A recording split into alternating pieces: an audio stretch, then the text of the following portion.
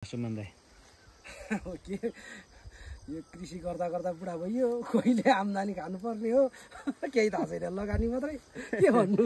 तर राम्रो छ तपाईले अहिले सुरु गर्नुभएको कति वर्ष भयो मैले त कागती सुरु गरेको त 10 वर्ष भयो कागती लगायत आँप लिची कटहर 10 वर्ष भयो यो चाहिँ 3 वर्ष भयो 3 वर्षमा नर्सरीदेखि सुरु गरेको मैले चाहिँ आफै नर्सरीदेखि सुरु गरे हो रोप्न थालेको त कफी 2 वर्ष मात्रै भयो भनेको यो जेठ अस्ति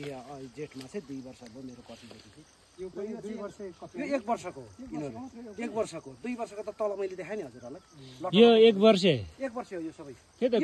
कति राम्रो छ त दाइ यो होइन अब चाकर हो सबैभन्दा ठुलो कुरो त त्यो त हामीले मल हो तापा खानेर अब सँग कामदार चाहिँ कतिजना छ जम्मा मसँग उमा चाहिँ मन्थली बस्ने चाहिँ 2 जना थियो अहिले चाहिँ